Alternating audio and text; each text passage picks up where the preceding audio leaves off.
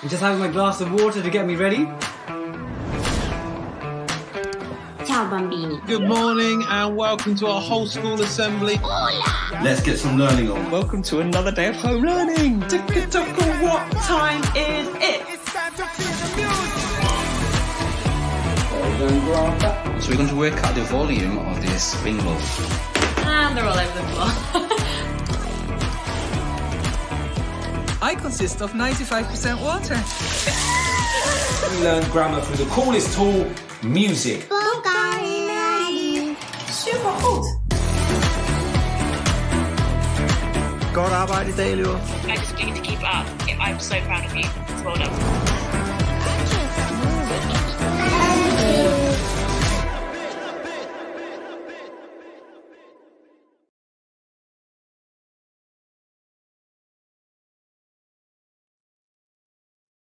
Hi, everyone. Welcome to today's webinar about managing your school's Google Workspace for Education domain. I'm Jess Marsh, a Google Certified Innovator working with Canopy, and joined by my colleague, Andrew Caffrey. Hi, everyone. As Jess said, my name is Andy Caffrey, Google Certified Trainer and Innovator, and I formerly worked at a large Google for Education reference school, where I taught. I was a geography teacher and also looked after, very relevantly, the admin console. Yes, so that's exactly what we're going to dive into today. And we've split up the webinar into 4 parts. So after each part, we'll have a question and answer section, and we have a Q&A doc where you can do that. And you're also welcome to put questions in the YouTube chat at any time. So we are going to start with user management, then cover apps in the admin console, Chrome management, and finish with reporting. And for those of you that like swag, we have a little bit of an incentive today. For the evaluation form at the end, we have added a few quiz questions, and the top respondents will get this lovely mug, Google mug. So you must pay attention throughout to know what the answers are to that quiz. There's the Q&A. And just in terms of the Q&A today, so as we go through the webinar, drop your questions on that link at bit.ly/adminqa. Sometimes in the admin sessions, we get a lot of questions because some people come along with really specific questions. So if we don't get the chance to cover all the questions in the webinar today, myself and Jess will pop in that document later and leave responses to questions. So even if we don't get to yours during the live webinar, we might well drop an answer in. So keep the doc saved somewhere in your Google Drive or keep the link handy, and we'll pop back in there and add answers later. Yes, so we'll be answering synchronously and asynchronously. All right, so let's jump into the admin console. Andy? So I just wanted to start by introducing the admin console, really. And I want to ask a quick question in the chat. So it'd be good to find out who's got access to the admin console, because at this point, you might not all have access. So when you go to admin.google.com, can you see the admin console? If you want to put a Y in the chat, if you've already got admin access, and an N in the chat if you haven't. And it's perfectly fine today if you don't have access. Maybe you've come along today to watch, to learn more about the console, so you can go back to your school and get access. So a Y in the chat if you have admin console access, and an N if you haven't, and then we'll light up the chat with lots of Ys and Ns to see who's got access. And I just wanted to start with some key background information about the console. And there's a quote that I like to say from the film Spider-Man from Stan Lee, which is, "With great power comes great responsibility." We need to be careful when we're accessing the admin console and we're making changes. If I went into the admin console today and I just turned off Gmail across my whole organization, some people might thank me for that, the fact that they would no longer have to deal with emails. But ultimately, that might become an issue because, people, it's a way of communicating. It's the way external people communicate with our organization. It's going to cause us some problems. And I know that's quite an extreme example, but we have to bear in mind when we're in the console that the changes we're making have a knock-on effect to the users that we're working with. So we always need to think that through when we're talking about making changes in the admin console. And the next thing to think about is the collaboration. It's important if you are going to make changes that you consult and communicate with the other people that might be affected. So sometimes that might be driven by a teacher who really wants to gain access to a new app or a new service for a group of students. And that might be perfectly fine for them to have access, but they might need to communicate that back with the network team or the IT admins in the school so they understand the reasons for that service being turned on. And vice versa, the IT team might want to consult with the teaching staff about whether a feature is needed across the school. So I always think that communication is a key part of the admin console, so that all different parties that are involved in that console understand the changes that are taking place. And some schools will, for that reason, keep a change log, a list, a Google Doc of all of the changes that they're making in their admin console, and sometimes the reasons why they're making those changes. So just some overarching things to think about there. Yeah, and I see we have lots of super admins or people with access in thanks to the chat. So thank you for sharing. And we also have some that have access but don't know what to do with that. So that's exactly why we're here today. All right. So let's begin with the first section about user management. Remember to put any questions you have in the Q&A doc or in the YouTube chat, and we will come back to them at the end of this section. So I'm going to start by just sharing my screen in and showing you the admin console. So here I am, for anyone that's not familiar with the homepage of the Google for Education admin console. And I've got a series of icons on this page, so I can navigate around via the icon interface. But also, unsurprisingly for a company who are good at search, I can also use the search bar at the top. And often when I'm coming into the admin console to do specific tasks, I'll often use the search bar maybe over the icons. So rather than multiple clicks to get to something, I might just put in the words that I'm looking for in the top bar. So feel free to use both areas. So here I am in the admin console, and I might choose to go over to users to see the users that are in my domain. And obviously I've got a list. I'm using, by the way, a demo domain today, which allows me to show information without revealing lots of personal details for people. So this is a demo domain that I'm demonstrating in. So I can go this way and look at users, or if I want to find a particular user, I can put their details in at the top of the page. So I'm going to look for the wise old elf who's in my system and bring up his details by popping his name in the top and then just loading up the information on this page. So for any user in the system, we can see here we've got some sort of key tasks that we might want to perform just on a user level at this point. So I can see my user, and on the left-hand side here, I've got some options. I would say, I can't remember how many times I've been doing this over the years, but reset password, I would imagine, is one of the most pressed buttons in the admin console, coming in, finding a user, resetting their password. Below that, some other options. I can rename a user. I could add them to particular groups, and we'll talk about groups in a little bit. Send them an email. Down the bottom here, I could suspend a user. So if that user I need to lock their account, I could suspend them. I could do a restore data. And finally, if I wanted to, I could delete the user. So maybe if I'm clearing a user out or they've gone to a different school and after a certain period of time has passed, I might decide to remove them from the system and delete them. So key tasks to do with the management of that user are here on the left-hand side. Over on the right-hand side, it gives me some information about that particular user, the files they've got, what groups they are, and also what admin roles and privileges they may have. And we've heard Jess reference some of those terms already during the webinar. She referenced the different types of admin that we might get. But on this page, we could give somebody admin rights, which means give them access to the admin console. So if you're one of the people that pressed N earlier and don't have access, this is what someone who's got access would need to do. Come into the console, find you as a user, press assign roles. And at that point, once they go to assign roles, we have some choices here, some different admins levels that we have in the admin console.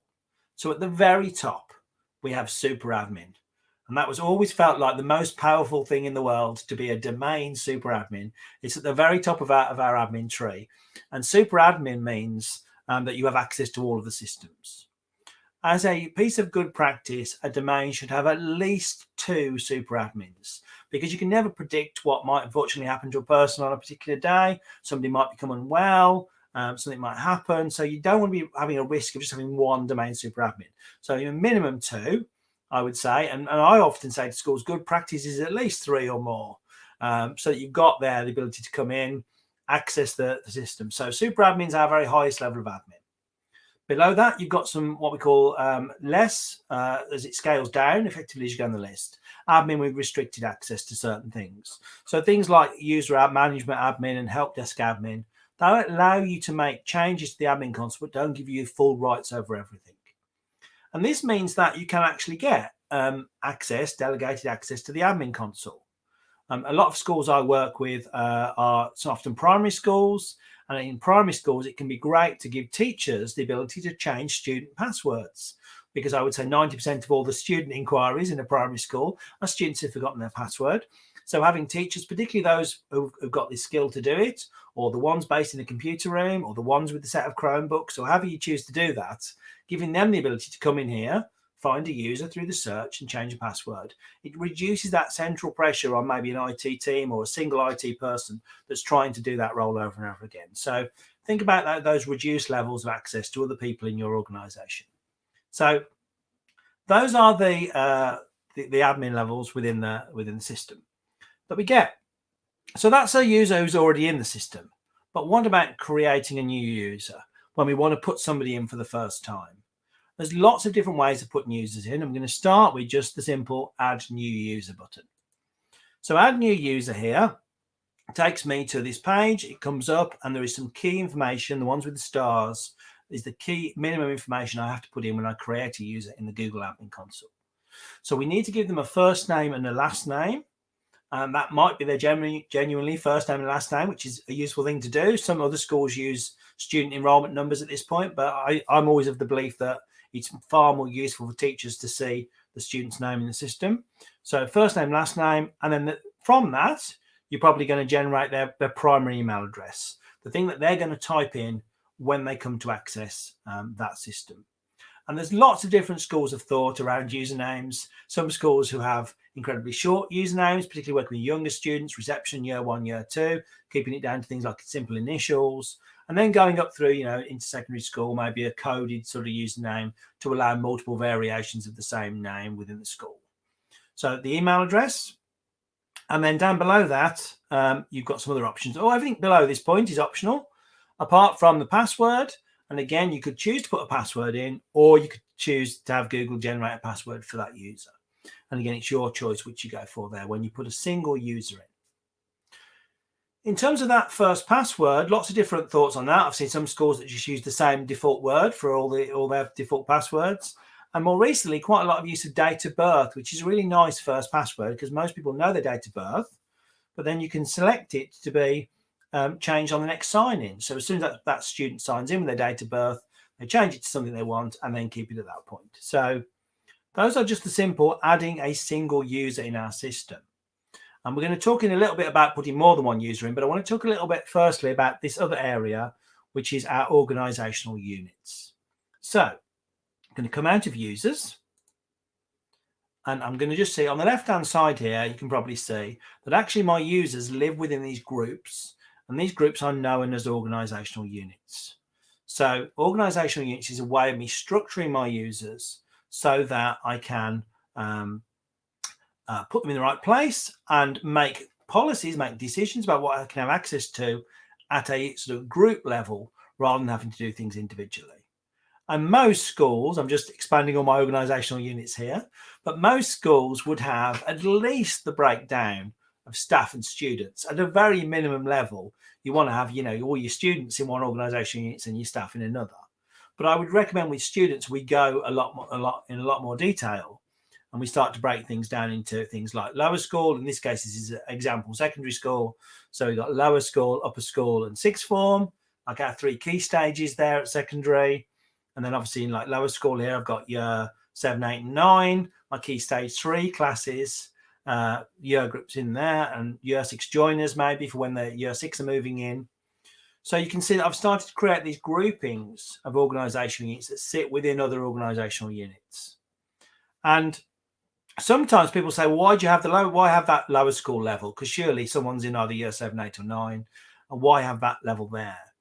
What this does by having this sort of this key stage level in between is it allows me to make decisions based on their key stage. So if we decide, for example, that all the sixth formers are going to have access to, let's say, Google Chat, which we might not give the main school, then obviously I can apply that rule. I can say everybody who's in this group here, sixth form, gets Google Chat.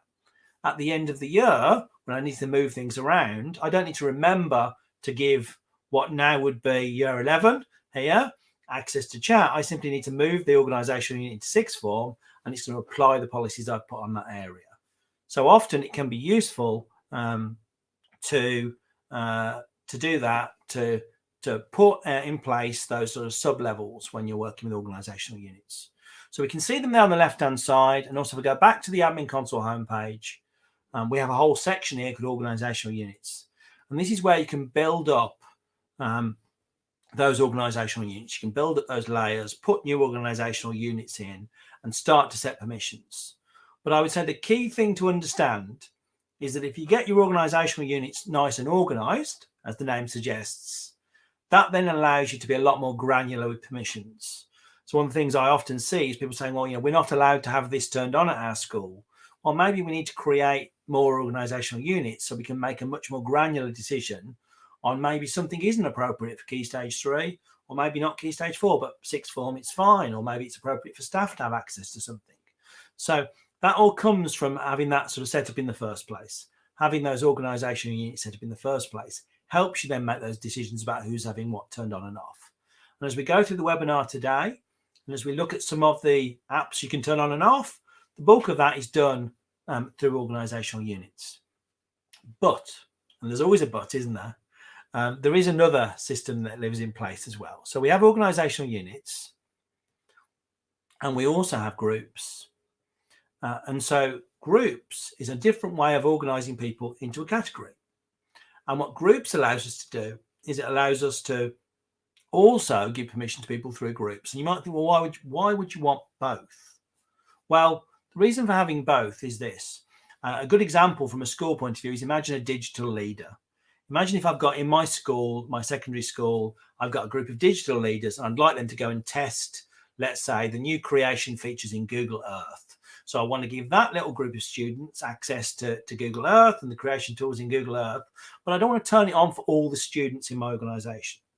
So with groups, what I can do, and that lives in this area here, with groups, what I can do is I can create a little group of students who are just my digital leaders, and then I can turn things on also by groups. So maybe I'll now go into groups and just turn it on for them. And regardless of which year group in the school they're in, we can now give those students access to different tools. And so the groups and organisational units together gives me this sort of flexibility to start really customising the things for my users. So I should do a little bit of explanation about where users live.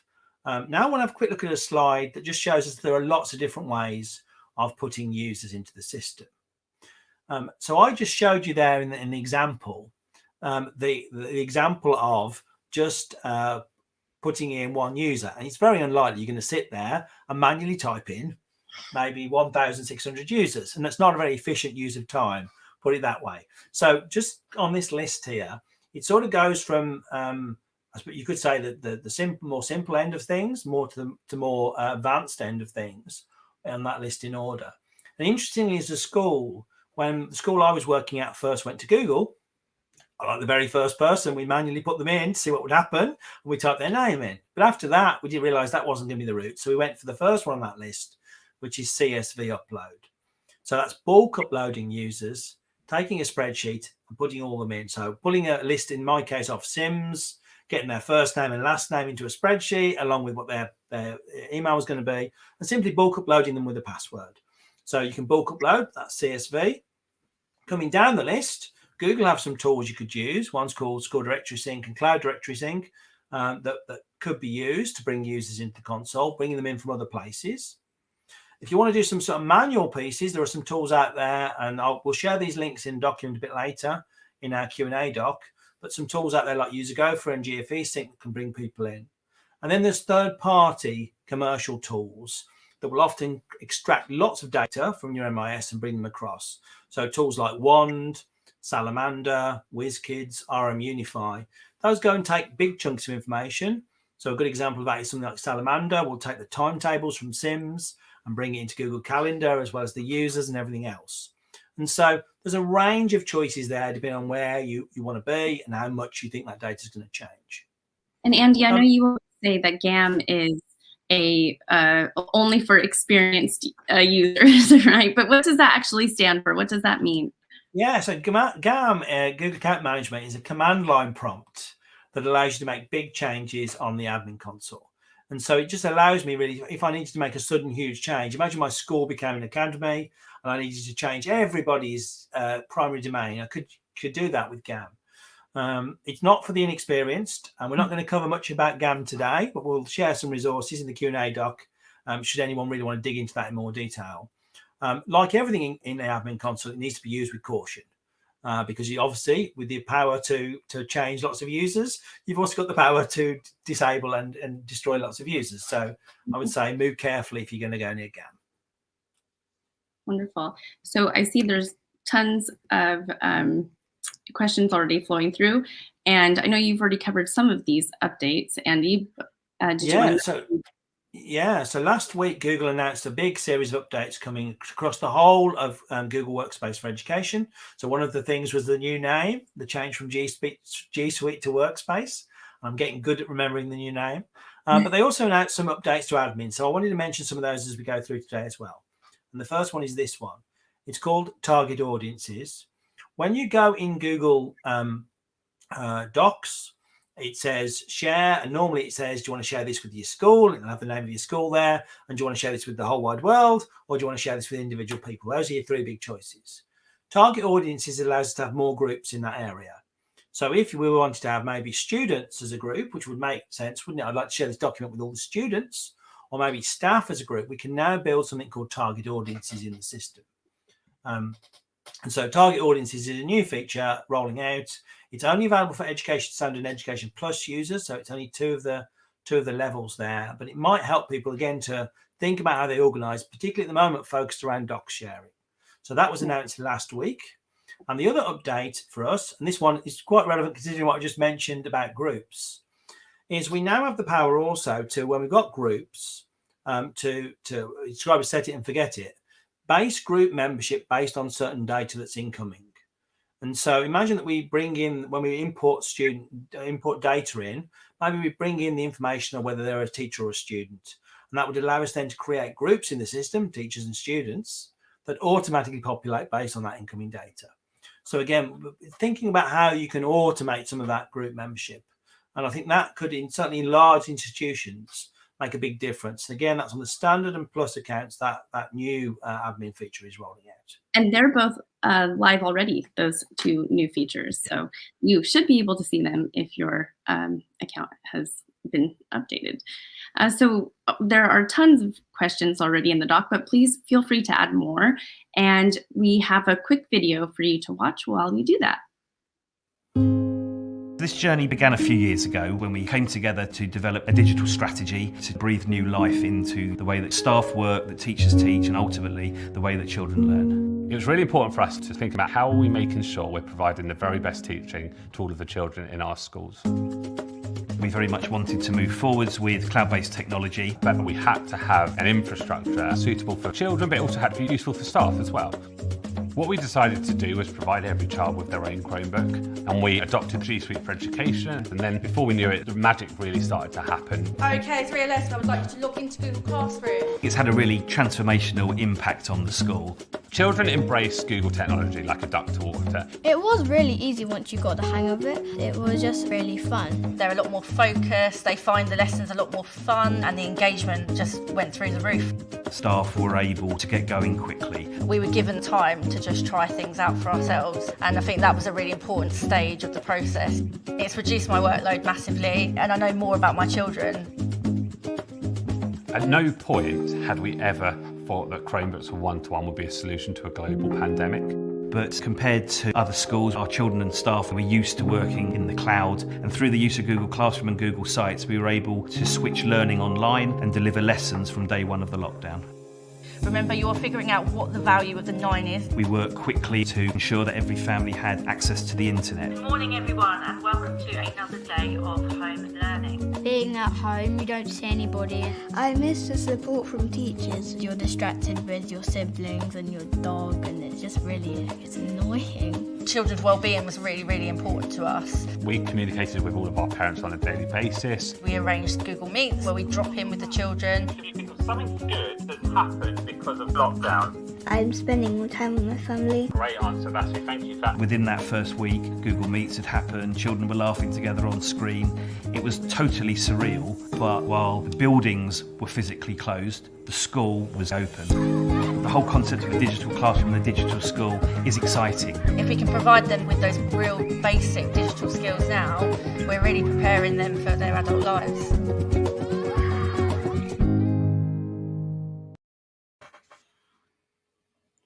Great, thank you. Well, hopefully that gave people a chance to get over to the Q&A doc and add some questions in, and also add questions in our YouTube stream as well. You can put questions in either place. There's lots of questions in already.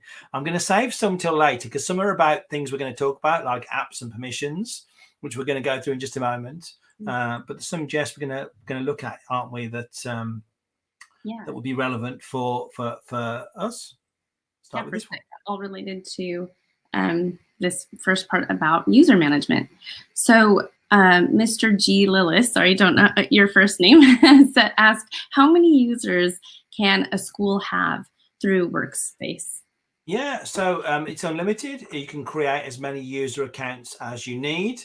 Obviously within reason. If someone tries to upload 3 million, I think Google might ask why. But obviously, in terms of uploading, the Google for Education Workspace accounts are unlimited numbers of users. So upload the numbers you need, and that also allows you obviously to keep students after they've left in year 11, keep them on roll for a suitable period of time in line with your maybe data retention policies before you start to remove students from domain. So I hope that is useful. And we have this question here. So Joseph asked, we would love to create a role just to view devices to manage the hardware. Is that possible? So we know specific role creating is possible, but then also can you bulk upload device information for those enrolled devices? Yes, two different parts of that question. I'm going to just do the role one for now. So it is possible to create custom admin roles in the admin console. If you want to pop over to my screen, I'll just go into the I'll just bring up how you would do that. Let me find a user for a minute. I've got some custom admin roles in already in this system. So I'm going to go back to Mr. Wise Old Elf again as an example. So there are some pre-populated, some pre-built admin roles. We talked about that earlier when we looked at the admin roles in the system here. But we've also got this option to create custom roles. And that means we could give someone almost singular permission for one particular area of the console. If we wanted someone, maybe you've got an IT technician and their sole focus is on devices and device enrollment, we've got the option within the create custom roles to go in and start granularly going through and creating that permission. So it is possible to create custom roles within the system. So I hope that answers that question. And then one final question for this section. So Colette wanted to know if it's possible to find out when a setting was changed, and if so, who changed it? So it is possible. All the changes made in the admin console are tracked in the reporting section in the admin console. So we'll come into reporting in one of the later sections, and I'll show you specifically where that is. But the short answer is yes. You'll see the user that made the change. If someone's turned a feature on or off, you'll be able to say who made that change in the admin console. So the really short answer for Colette is yes, it is. And then later when we get to reporting, that's a nice tease for what's coming later. We'll have a look at that in a bit more detail. I know there's lots of questions coming in, so I will at the end of the webinar, after we finish there, we'll jump into that doc and answer more. But for now, Jess, we'll move on to the next section. Yes. So now apps has already got some questions about it too. Lots of questions in this section about YouTube, particularly, Andy, if you want to spend any time on that when you're demoing. So, that question will go away in the end. Okay, so if we go onto my screen, then I'll come back to the homepage of the admin console.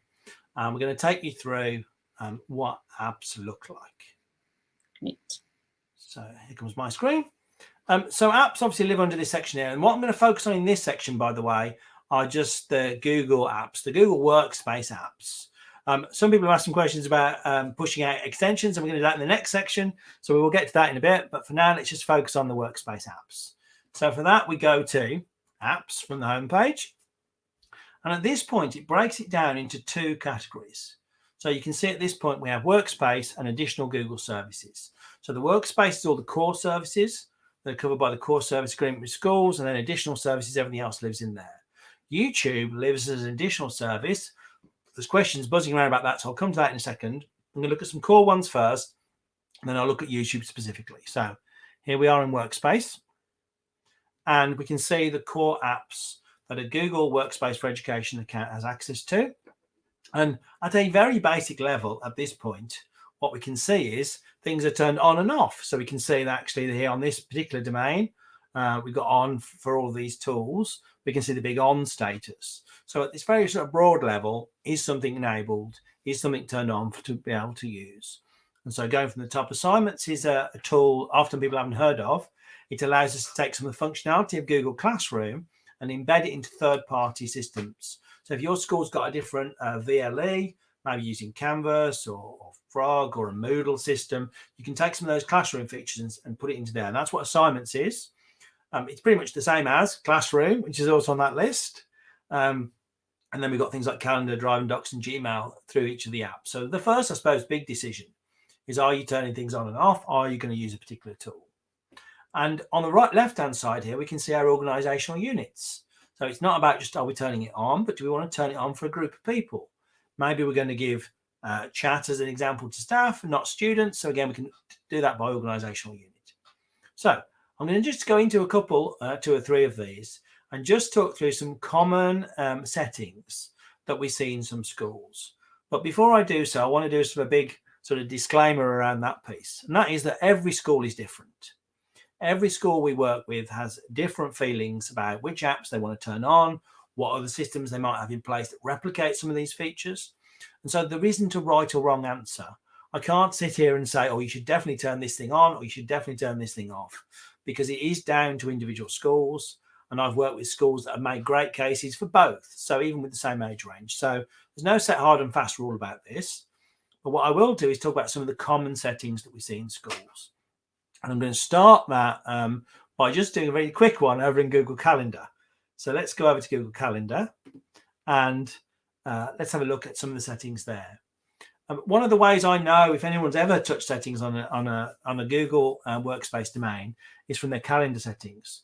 So we can see here, I can see my calendar, and I've got some specific options for things that we might want to do with Google Calendar. And as you can see, this one here, internal sharing options for primary calendars, is set to no sharing. So in my domain, the default option is that calendars are not shared.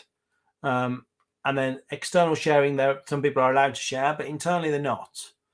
Because we don't necessarily want a student sharing their calendar with a teacher, and we don't want a student to be able to see a teacher calendar.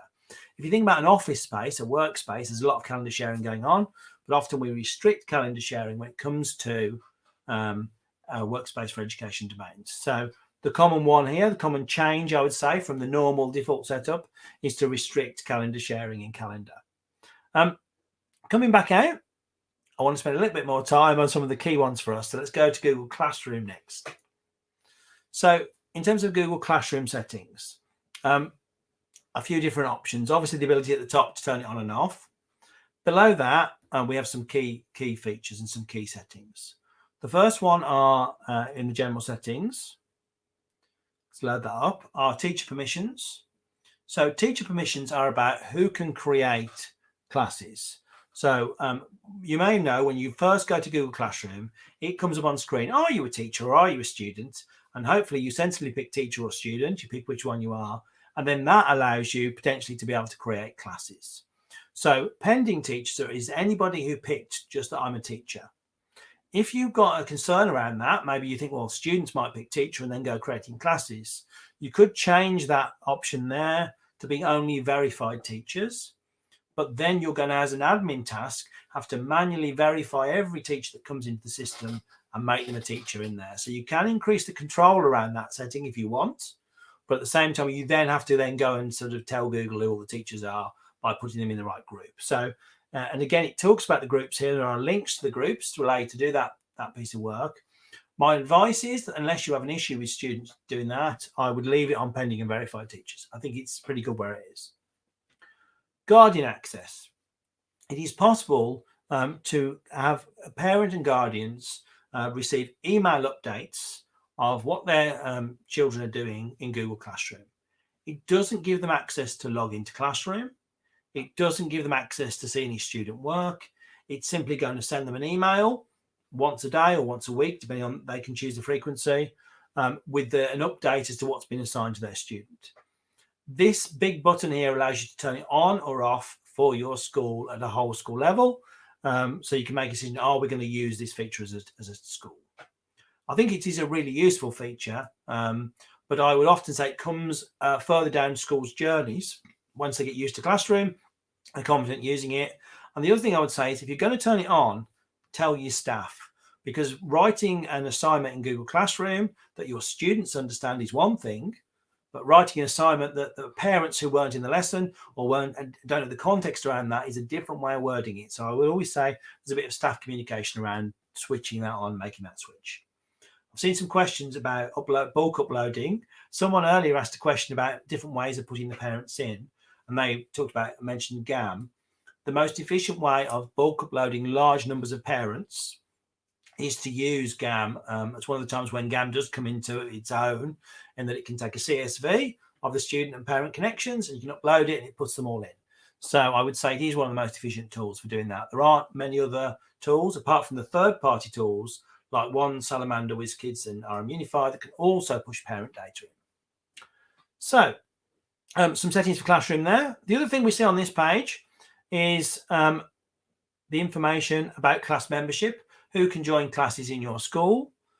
You can see that this domain, which we use for training purposes, by the way, is set wide open. So actually anybody in the world could request to join a class in this domain.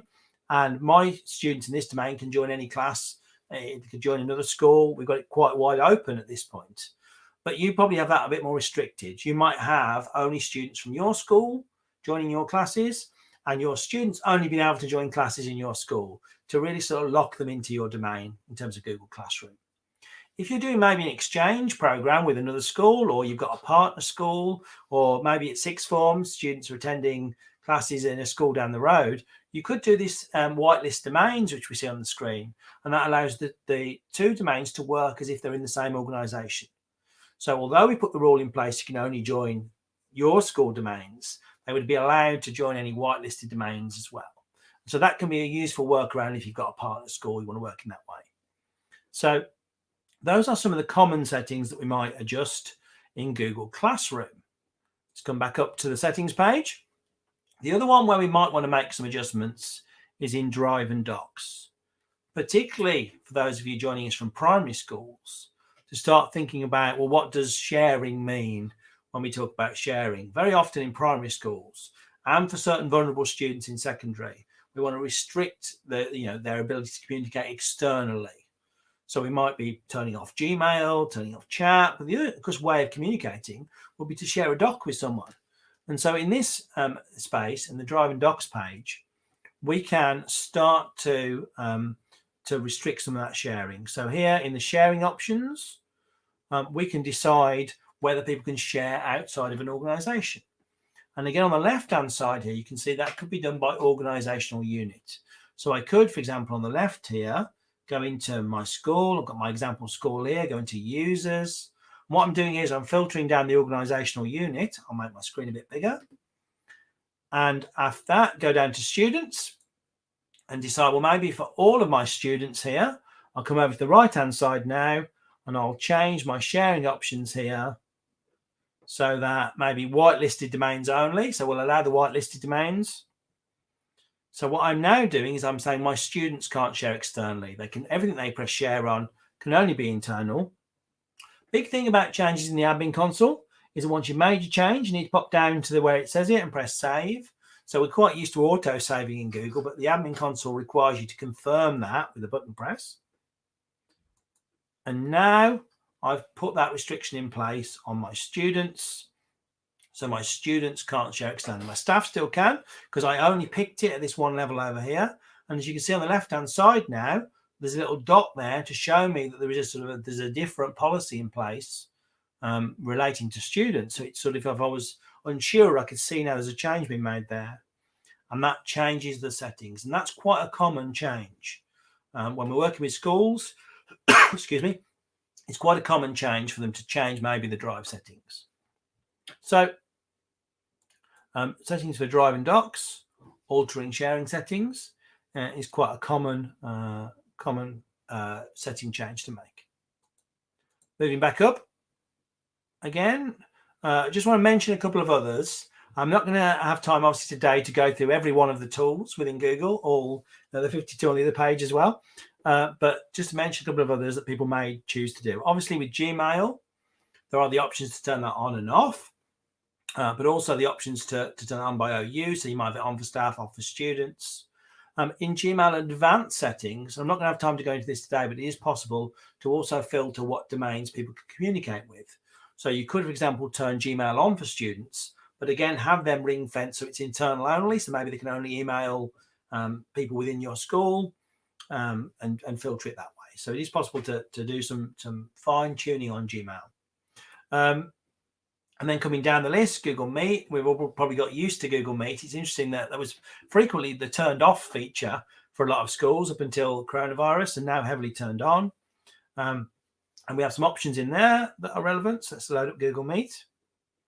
In the Google Meet settings here, some new options rolling out. So as Google get more and more schools using Google Meet, we're seeing a far more granular approach on this page.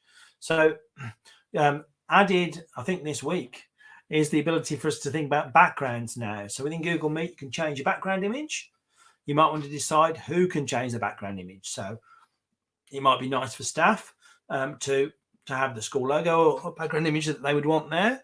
So we might allow staff to change backgrounds. We might not. We might be concerned about students using inappropriate backgrounds, so we might not give that permission to students. So that's a relatively new addition to the choice of options here, is the ability to turn on and off backgrounds in Google Meet. And again, we can do that by organizational unit on the left here, so on and off for staff or students. Things like the option to record, the options to use the dial-in feature. Some of those, again, might want to be filtered depending on where your students are and the domain they're in. So some Google Meet settings there. And then the final one I want to mention, because it came up earlier, I'm going to come back one step. So I'm going to come back up to apps. I'm going to mention that obviously those are the core workplace services, but there's a lot of questions already about YouTube. So let's go to that one.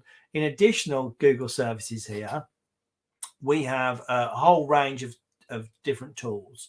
And these are not all covered by the core service agreement. So you need to look carefully at the permission settings for these and the appropriateness of the different tools for students and staff to have access to. As a general rule, I always turn off everything that's to do with ads and double click and ad management and all those features that are business features, turned off for everybody. There are some educational tools on this list. Apply Digital Skills is on here, and CS First. Actually got that turned off at the moment. 2 additional content tools that you can integrate into Google Classroom, so you might want to consider those. But as it came in, YouTube, and YouTube always awkwardly, because it shows 50 per page, and it always awkwardly sits on page 2. So you always need to make sure you go to page 2 for YouTube. And it sits there with just a very small number of additional tools on page 2. And here are my YouTubes on and offs. So just talking about YouTube for a minute, because this was the one that came on with different questions. You can see that we've got some options here about permissions around YouTube as well. So the first thing is, do we turn YouTube on or off? So you could choose to turn it on and off and just make a decision that you're not going to have it on. Once it's on, and I saw some comments about this earlier, we've got permissions for YouTube. And down here, as you can see, when we go into this permissions area, by organizational unit, so by the different groupings over the left here, we have some choices for our YouTube settings. So strict restricted access to YouTube is going to really filter what people can see. We've got moderate and unrestricted, and then can approve videos. And so those different levels. Now, if you're thinking about a teacher using YouTube, it's perfectly possible to lift a teacher up to maybe unrestricted YouTube access. So that gives the teacher the ability to go, find videos, find appropriate content, look at different things in YouTube without that tight level restriction. For students, and again, we can do it by OU on the left, we might want to restrict that down. But bear in mind, we can do this approved videos where we can make some changes if there's a video we need them to see that's currently being blocked for various reasons. So it is possible to get a bit more granular with your YouTube choices. And so that's a little bit about YouTube. I know there might be more YouTube questions. If you want to pop your YouTube questions in the doc, I'm feeling there might be some coming my way. I'll happily drop in after the session and answer any more of those if we don't do them now in a second. But that's turning on apps in the console. So, Jess. Yes, thank you. We've answered some questions and we have more coming in, but please feel free to keep on adding them throughout, and we'll keep checking them in and checking in with the doc. And as Andy said, even after this, we'll keep on answering questions. So Andy, there were a few features as well that were mentioned last week in the Learning with Google event. I know you've already talked about Google Meet. Yeah, we saw that feature it's already live in the console, so we know Control Backgrounds is out and about now. Yeah, we just saw that as we were going through. And also, one of the features back in around the middle of last year was to make domains more secure. Google turned off for school accounts, for Workspace for Education accounts, the ability for external people to join. So it kept inside your school in Google Meet. And that sort of made sense. Except, of course, some schools need external people in for various reasons. And a really good case study of that is schools trying to run parents' evenings through Google Meet, who then obviously have to have external people coming in to meet. So coming out very soon, I don't have a doubt on this one, is the ability for admin to control and maybe turn on and off that ability for external people to come into Google Meets. And I think that's a really popular feature request that admins really want control of. At the moment, if you want to make a change, you have to open a support ticket with Google, which is not the most efficient way of doing it. So you still have the option to do that through the support route, but coming soon, a sliding button inside the Meet controls to do that. And we do have the link to submit a support ticket at the top of the Q&A doc, in case that's helpful. And just for anyone that has just joined in and missed the Learning with Google event, the Education Fundamentals, as you see there, that means it's basically the name for the new G Suite for Education, the free version that is available to everyone. So this new feature will be available to everyone. So while you pop your questions in the YouTube chat or on the Q&A doc, we're going to watch another video. We were not sure what would happen to us. We did not know what would happen to our pupils and our staff members.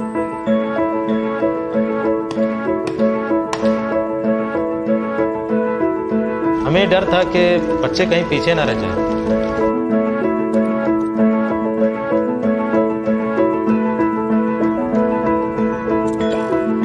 Hello. हम टीचरों को ही कोई नया रास्ता ढूंढना था। We're going to work out the volume of this spring roll. Good morning and welcome to our whole school assembly. Let's get some learning on. I consist of 95% water.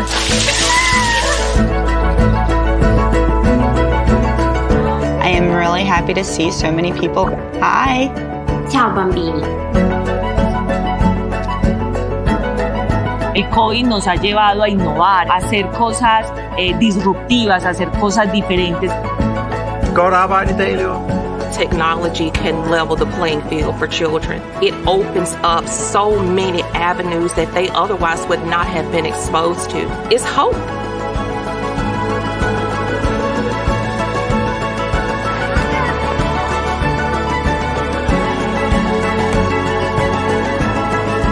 I'm so proud of you. Well done.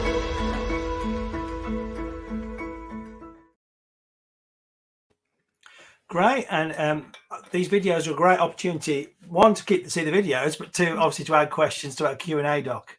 And Jess, I know we've got some questions coming in, so we'll pick a few to answer. Yeah. So Georgina wanted to know if many of the consoles in the UK have access already. I think this is probably to the Google Meet backgrounds when we were showing that. I presume it relates to that. Just to explain to people, when a new feature launches, it often has certain dates tied to it. And so you'll often see Google talk about rapid release and scheduled release. And so if we just share my screen in for a moment, you can see here I'm on the admin console homepage again. If I go to account settings, one of the options here is the new release features. You can probably just about see it there. And you can see this particular domain is on rapid release. And that means I'm going to get features quicker than somebody on standard release who gets them a bit later. So you just sort of choose, do I want a new feature to get in as quick as it can? Even though I'm on rapid release, there is still a period of time, a number of days over which the feature comes out. And it's normally a 2-week window off the top of my head. I don't know the exact timing for the backgrounds in Meet, but it's probably a 2-week window. And that means that in the next 2 weeks, everybody with rapid release will get it. And then after that, it goes to standard release. And then again, there's a 2-week window for that coming out.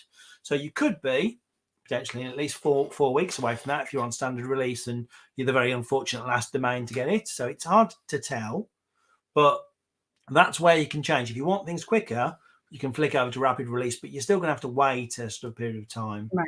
And she did share she is on rapid release. And Peter, who is also, I think, on rapid release, shared that he has custom backgrounds now, and you all. So it must be rolling out slowly. Some of the questions there, Jess? So Terry wants to know if Google Meet has a waiting room feature. So there isn't a waiting room feature in Google Meet. There is now an area where people can test their camera when they come into Google Meet, but they obviously just choose to join and come straight in. There are a lot of new controls for people in Google Meet. So obviously there are the controls to limit things domain, which we talked about earlier. But then when you're in a Google Meet call, if you're the owner and moderator of the call, you should see this little shield, and that gives you additional features to turn things on and off. And I would say one of the most requested features of all time, which is the mute all and end meeting for all features, are rolling out as well into domains. And so we're starting to see those two features. And I know I've never seen teachers excited by mute all ever, but obviously the ability to make everybody quiet seems to be really popular in the system. Yeah. And then someone asked actually, this is a question about the yes, watch back, yes, this video at any time if you want to go back through what Andy was showing you and walk through those steps as you have your own admin console open. That is always possible at the same link that you're watching the video at now. Yeah, and then probably actually just picking up on a point that Leon made in the chat, which is a really good point, that whether you have access to a new feature depends on which service level you're on. So there are different levels and different tiers within Google for Education. And so obviously your admin access to some of those features mentions that. And so whether you're on the fundamentals, which is what the majority of people on this watching are probably on, which is the traditional G Suite for Education free account, and whether you've got what was the enterprise account, now called Plus, that will affect the different features that you have access to. Okay, so we're now going to move on to look at some of the Chrome settings. Okay, so Chrome management. Yeah. What can you tell us? So Andy, we've got some questions about this too, actually, about like pushing out apps. Yeah, well, that's where we're going to jump into. So if we move over to my screen, and we will then talk about how to manage some of the Chrome management features. So I'm here on the admin console, and just because I'm going to go a different way, I'm going to go to the side menu. There's also a side menu you can use to move around. I'm going to go, in this case, Chrome management, I always think should have its own button, but it lives under devices and then Chrome. And that just takes me to the initial Chrome management page. And here I can control features around the Chrome browser. So whether I'm on a Windows device, whether I'm on a Chromebook, I'm on a Mac, often I'm using the Chrome browser as a way of accessing the internet. And that allows me to push out third-party apps and extensions. And I saw a question about pushing out Moat earlier. So this will be a good little demo of how to do that. So here's where I can make some changes. And there are a large number of settings in Chrome management. There are over 500 different switches here. So if you really want to customize things, you can really go down to a real fine tuning of that. I want to just mention a couple. So I'm going to start by answering that question about pushing things out. So in this space, we see apps and extensions. And that's our ability to find a tool that we want people to use and push that out to a range of people to have access to use it. Doesn't mean they can't already use it, but it means we're going to force install it on them in the Chrome browser or on the Chromebook, so it's there as a service or a tool to use. So here I am. I've gone into the apps area, and I'm going down the bottom right hand side to the plus button. And when I click that, it gives me some different choices. What do you want to add? What do you want to push out? And let's use the example because someone asked it about. We're going to push out the Moat Chrome extension, which is a great Chrome extension for feedback on students' work. So let's imagine we want our teachers or maybe all our users to have access to that. So these are my choices. I've got the Chrome Web Store, and that's where Chrome extensions are. I've got things from the Play Store. If I'm using Chromebooks, I can push Android apps out this way. I've got extension IDs, which is almost like secret Chrome extensions, often security Chrome extensions, things like GoGuardian are pushed out that way. And finally, adding just a URL, just putting a link out. Maybe on my Chromebooks, I want to create a little button that goes to a certain web page, put it on the taskbar on the bottom of a Chromebook. I can push it out that way as well. But for now, we're doing the Chrome extension one, so that's the Chrome Web Store. So I'm going to hit that button there, and it says, well, what's the app that you want to add? What's the thing that you want to search for to push out to your users? And so I'm going to stick with the example because it was a question. So this person's getting a perfect demo of how to do this. We're going to go for Moat. There it is. Now, obviously, what I would do if I was working in a school is I'd check this out first, make sure it's appropriate. I might do some GDPR checks on that, make sure it's all suitable for school use, which I already know this one is, but I would carry that out, press select. And now it's going to go and bring that into being able to be used by my users. And as you can see, a few things on the left-hand side, once again, we have our organizational unit. So am I going to do this for everybody at the top level, or maybe just staff or just students? And again, I could make that choice. Here I can decide what do I want to have happen with this. So at the moment it's on allow install, which means I'm saying users could go to the Chrome Web Store and they could download it and they could add it. I could block it if it's something I don't want. Or the other option is force install it. And that's going to force it to all the users in my school or my organization. So if I click that button, then what that's going to do is it's going to say, okay, so everybody now in your organization, when they next sign up their Chromebook or sign up the Chrome browser, they're going to have this extension available as a tool for them to use. And then obviously once I've done that, I can then press save. At the top here, it's got a big option here to point out that I need to press save. And it's going to then push that extension to my users for them all to have access. Just going to move that back to allow, just because I don't want to upset all my users by pushing extension at this point. But that's adding an app or extension and pushing that out for users. And again, you could do it domain-wide, by group, your choice. Just mentioning at this point, there is also up above that, you can see the option, allow users to install other apps and extensions. So am I going to allow people just to themselves go to Chrome Web Store and add things on? And on the left-hand side again, I've got the option to do that permission by organizational unit. The standard setting for schools is for students not to be allowed to install their own apps and extensions. And then for teachers, some schools say teachers fine, they can add their own ones. Others go through the process of them requesting it through IT support and someone coming in here and putting it on allow install so that teachers can then install it. Again, it's your choice again, how you control that and how you want to deal with that. One of the things I would say is don't push too many Chrome extensions to your force install to your users. Think about, can we be a bit more granular? Does everybody need this extension? I've been to schools and some people have gone, oh, my computer's a bit slow, and we've gone on and they've got 45 Chrome extensions force install. Well, that's excessive. They're probably not using 45 Chrome extensions. And so just think about what is it my users need, and can I be more granular when you are thinking about apps and extensions. So that's that's hopefully answered as a nice little demo who asked me earlier about the Moat settings. There are lots of other settings on this page. We're doing some dedicated webinars about setting up Chrome devices. So I'm not going to go in a lot of detail into the Chrome device settings at this point, but you can see there's the option for that, should you want to dig into the setup of Chrome devices, and also the options for browsers and user and browser settings. And those are settings that are going to apply to all my users. Oh, and at this point, and it's taken a while, you can see I've got the password buttons come up. So the admin console is a little bit more sensitive and will therefore log you out more frequently. And you can imagine why that is, because obviously it's a more secure space. We don't necessarily want people in there who haven't got permission. And so there will be times when even when you, like now, I'm in the middle of using the console, I've been making changes, I've been active, but it's still making me sign back in just to make sure that I'm not up to anything unusual. So here we are, I'm back in. And that then allows me to see the user settings, which is where I was getting to, wasn't it, in my tour. And again, the user and browser settings on this page, there's a whole range of things that you can filter and turn on and turn off. And I'll just mention a couple of quick ones in terms of the, it's a bit slow, my page is loading here. In terms of the settings that I find very useful, right down this page, my page has gone very slow now, is the option to what the home page is, and home pages with an S should be.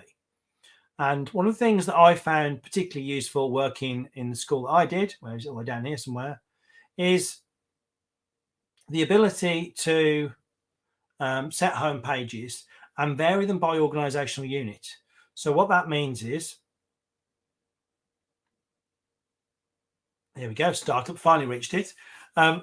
At this point, I can decide what the homepage is. You can see for this school, Google Classroom is set at the homepage at the moment, but I have the option to when things start up, when the new page tab's presented, to put in multiple things to load up.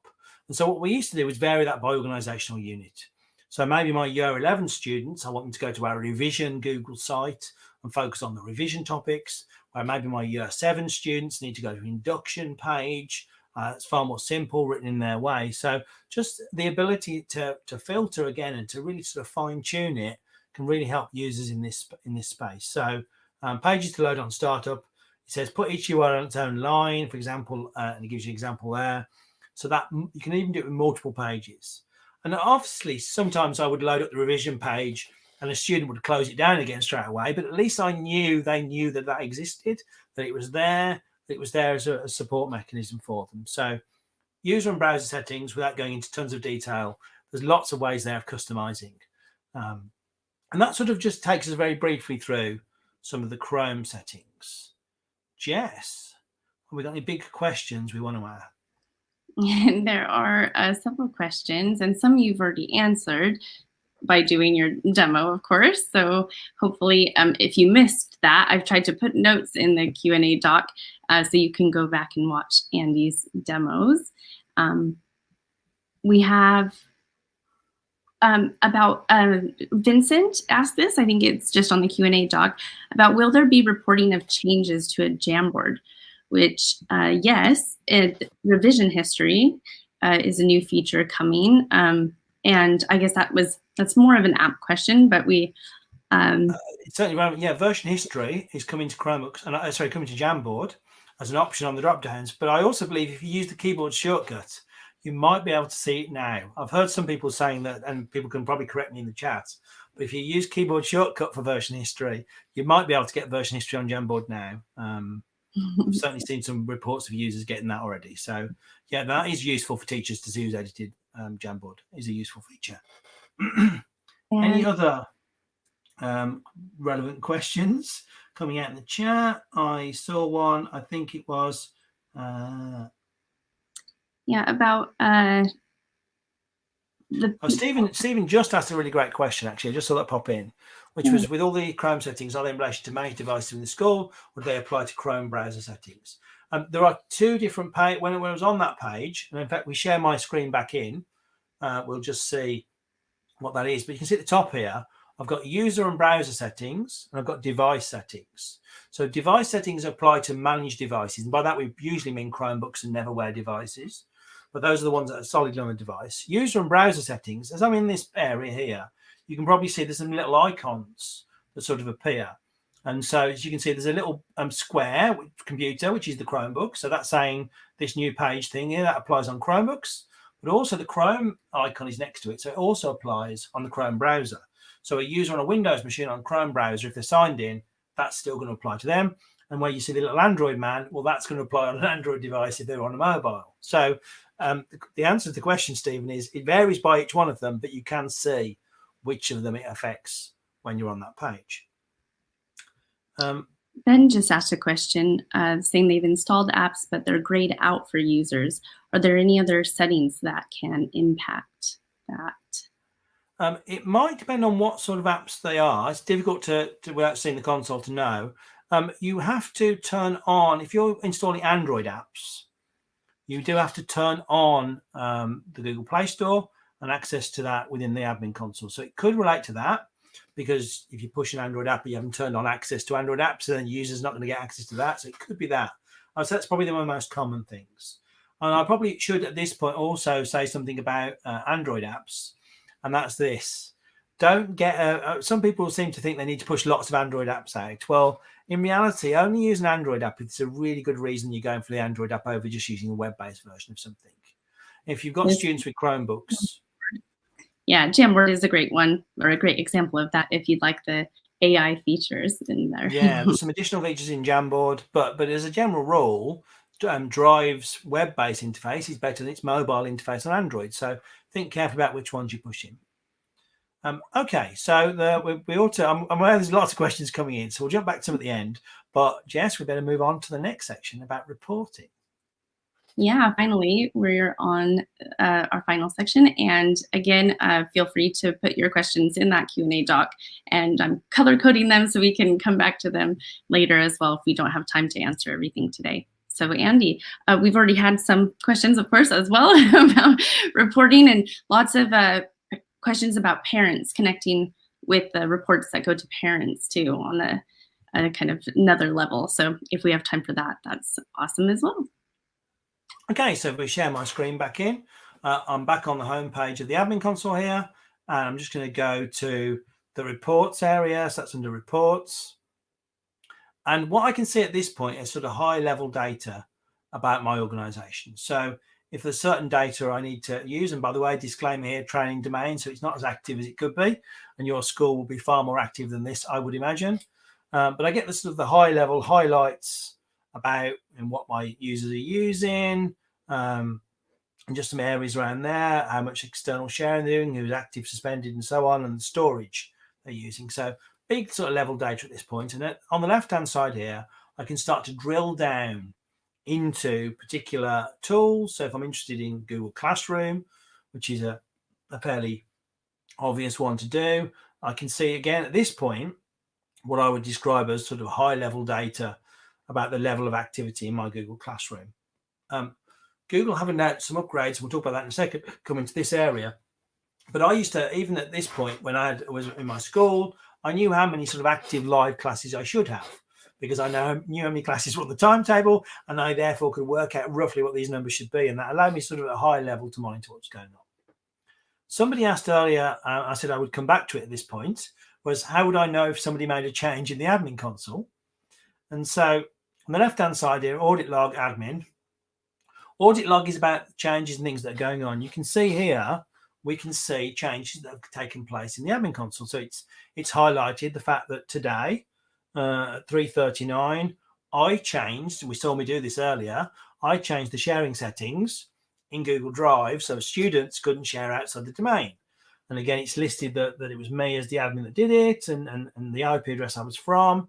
And so every change that's made, that's saved in, that's why there is a save button in the admin console, is reported in the audit log here, so that we can start to see, who made that change, why is that different? And if you've got multiple admins coming in, making multiple changes, you'll be able to see all of that there. So that is useful to be able to work out what people are using, what people are reporting on. I would also mention that down on the left-hand side here, there's a few other things it talks about. And one of the things it talks about in here is takeout. So there is an audit log for how people are using a tool called Takeout. You might not have heard of Takeout before. It lives at takeout.google.com, and it allows a user to extract their data from the system. So you might not want to allow that, and it's an optional service. It's in that apps and optional services area.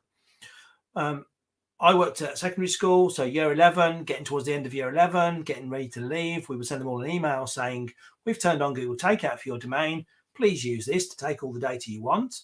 And they can then take all their My Documents data and transfer it to another Google domain if they've got their own Gmail account, or they could download it as in Word and Excel and PowerPoint formats. So we're sort of saying to them, take your stuff with you, please. If they don't want to use that, fine. And schools have different views on that. Some people say, well, it's ours. We want to keep it in school. That's fine. I understand that viewpoint. And others quite happy for people to use takeout. This area, because when reports monitors the use of takeout, shows me no one's used it in this particular domain here as a domain setup. So this is our standard admin reports area. But we also have some other ways of reporting. What I might do, Jess, is jump to questions and then I'll load up some of the other reporting tools. So Jess, do you want to share some of the updates that are coming soon to reporting?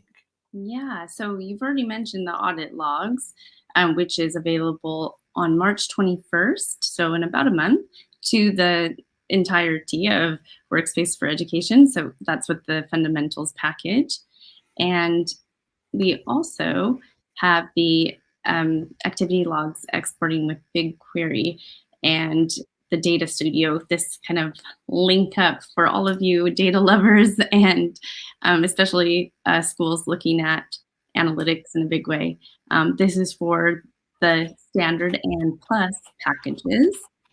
And we did add a link in the chat with all of the additions for Workspace for Education now, and so you can see across the board there all of the different features and all of the different additions.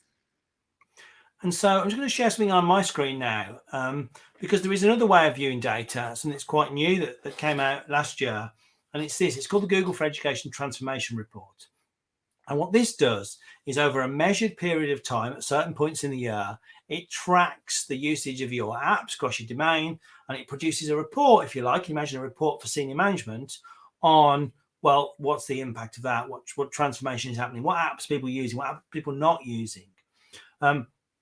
So transformation reports are available to any Google for Education customer. You can come onto this page. It lives at edutransformationreport.withgoogle.com, and we'll pop a link on the doc to that. And you can press get started. But the only people who can authorize the report to run are super admins. So one of the reasons I always flag this in an admin session is because super admin needs to obviously give permission for that sort of data to be extracted by transformation reports. And so this gives you if you like, a PDF report document that you could then share with leadership and look at your usage. And obviously, because it does it in measured windows, you've got then the ability to compare over time. Are people using certain tools? Are people using it in certain ways? So I would say, if you really want to sort of dig into that, senior leadership seem to love the way the transformation report comes out. So use that as a feature as well. But I'm making you guys aware because you're probably the domain admins and you'll probably need to come here and access it and turn it on. So transformation reports, that's that area. Jess, should we go back to Q&A? Yes, there's a question from John about an easy report for the last user of a Chromebook. That would be a handy one for, I'm sure, many IT and education specialists. So for the last user of a Chromebook, so if I just go back, I'm just going to log back to my admin console. Firstly, I'm going to make a big presumption here that we know the Chromebook serial number and that we know what the Chromebook is, because we've obviously got to have some way of finding a Chromebook. But let's imagine we've got a Chromebook handy. And I suppose the case example here is somebody gives me a Chromebook, probably the screen is broken or something's happened to it, and I want to find out who did that, who was last person on it. So I know we're digging into devices a bit here, which I know we're not focusing on today, but if I was given that task, I'd go over to my devices. I would go to my Chrome devices, presuming it's a Chromebook. I could go to a different device if it was a mobile. I've got to accept this again. I haven't been through this on this device. I'm just thinking about whether there are any Chrome devices in this domain. There might not be, because this, of course, is a trained domain. So at this point, I would see my devices, and I would then be able to access. I'm trying to think, are there any in here at all? There was some in there yesterday, but did you I think, Jess, we were deprovisioning devices yesterday, weren't we, from the trained domain? And at that point, see the serial number, and I could then see the last users of that Chromebook. So it normally shows the last 3 users of a Chromebook. And at that point, of course, you could then go to speak to user number 1 on that list to have a conversation. So that's the route I would normally do if I was faced with that inquiry. And someone asked about, Angela did, where would they find the takeout option in the console? And we put the takeout.google.com link in the chat for you. Yeah, but in terms of turning it on, which is a really good question, I'll go about that while we're at it. Yes. So it goes into apps. and we go into Google Workspace. Google Additional Services. Takeout is an additional service. And I would say with Takeout, you need to have that sensible thought of, am I turning this on? And it's really interesting that some schools I work with are very much, we want to have our students to be able to take their stuff with them. So here it is, Takeout, because it's turned on in my domain. And others are like, well, this is ours. We need to get this locked into our domain. So it's getting down to your choice. And it comes back to what I said at the start, doesn't it, about consultation between all the stakeholders to make a decision about using this. And then there it is. And obviously at this point, I could filter it by organisation. I know what I've done here. I've actually switched domains as I've come back in. And that is why that's where Takeout lives as an additional service. So I hope that answers Angela's question. Yeah. I'm seeing lots of other questions popping up and being answered in the chat as we're going. So I want to say a big thank you, because I do see some almost pros of using the admin console in the chat today. So I want to say a big thank you to those for sharing. Almost, they are pros. Thank you. I'm seeing Peter in there and Kim's in and a few other people that are probably great at doing these and saving me some time later. I will, at the end of today's session, go into the Q&A doc and answer any unanswered questions we've got in that Q&A doc. So feel free to put that there. But there are other places you can get information from. Jess, should we pop that up on screen? There are useful resources. So this link is also at the top of the Q&A doc. So that basically it walks you through a lot of the steps that Andy showed you today. So you can combine his visual with those written directions in the Quick Start Guide. Super helpful, and it's been updated as well. And of course, as I say, the update, this is the Google Workspace updates page.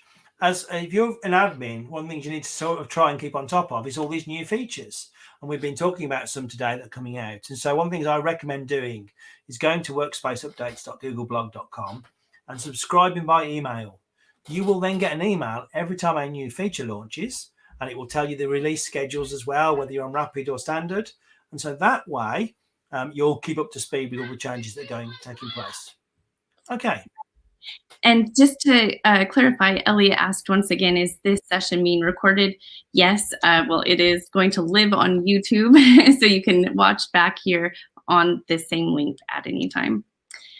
These other links we've shared in all of our webinars that are useful to share with your team as well. I'm also enjoying Paul's comment that he has unfortunately a job title with G Suite in it, so he might need a new job title.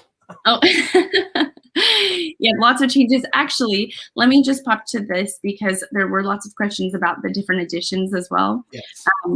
And if you have more questions, there are further links in the link that we sent out with the comparison of the editions. But this is the basic overview, and you can reach out to the powers that be to find out more about what would be best for your educational institution. Yeah, and I'm just linking to that. The bulk of people at the moment are probably on what was G Suite for Education Free, and that's Workspace for Education Fundamentals. That's very much still there as an option. And then obviously as you move up, previously there was just sitting above that Enterprise. And so if you were going to go to a higher package, you had to sort of turn everything on and go to Big Enterprise on the right-hand side there. And what Google have announced last week is just some steps in between. And what I'm sort of seeing some of the schools I'm working with is because they only wanted certain features. So one of my school really wanted breakout rooms more than anything else in Google Meet, but wasn't as concerned about some of the other features. It allows them those middle points now. So that's something to consider if you're interested in some of the features, but not all of them, is the fact that these sort of in-between packages have arrived or will arrive from April the 14th. And now we ought to mention, Jess, the evaluation form, because as we mentioned earlier, we've got some mugs here, these high quality, I've not used this, yes. Google for Education, Google mugs to give away today. And that's surely encouragement enough to fill an evaluation form in. Yes. We've put some questions in there as well. So the link, I believe, is in the chat.